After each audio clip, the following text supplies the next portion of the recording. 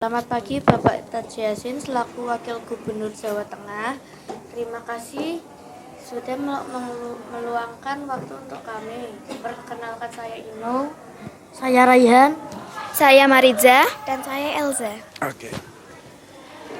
Hari ini kami sangat senang karena dapat bertemu langsung dengan Bapak saat Bapak mengambil rapor putri Bapak di sekolah kami. Izinkan kami mengajukan beberapa pertanyaan singkat untuk menambah wawasan dan motivasi bagi kami semua. Seperti apakah peran ayah dalam pendidikan dan dalam keterlibatan pendidikan putra-putrinya?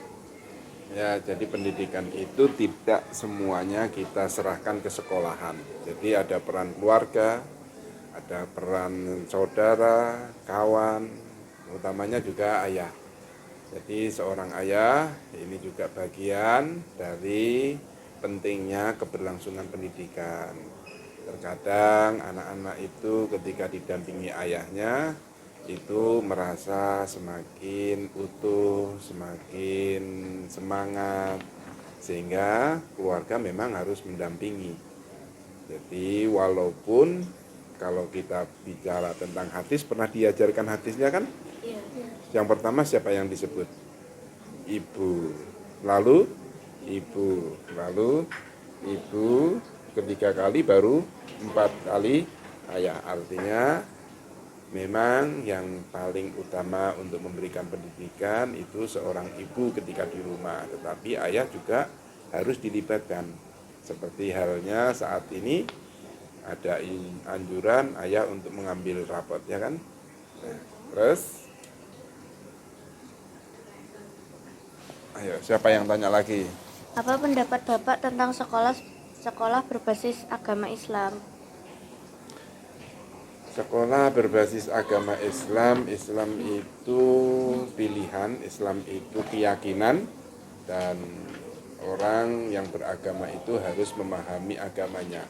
Termasuk orang Muslim harus mengetahui agama Islamnya. Jadi agama ini sebuah kewajiban yang harus dipahami.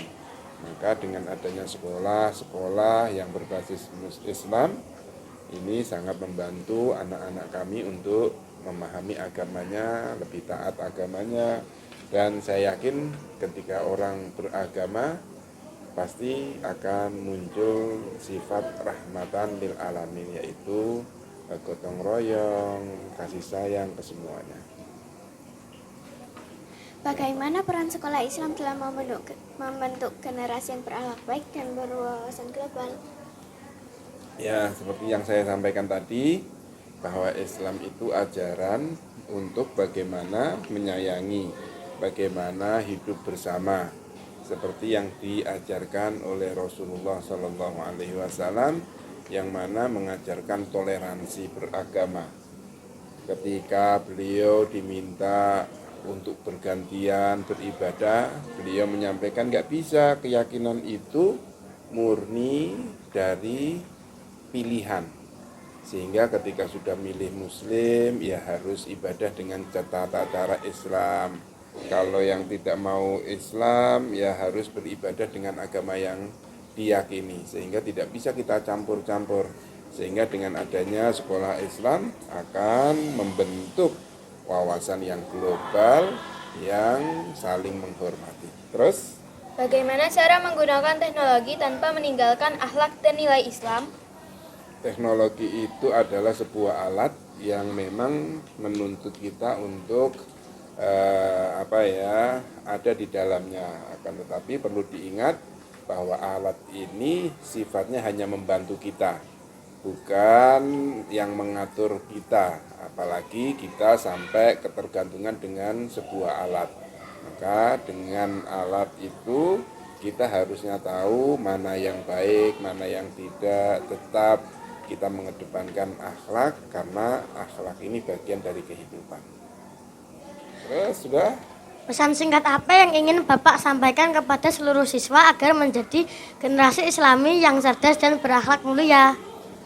Saya melihat sekolah di Isriati ini menanamkan keistiqomahan, kedisiplinan.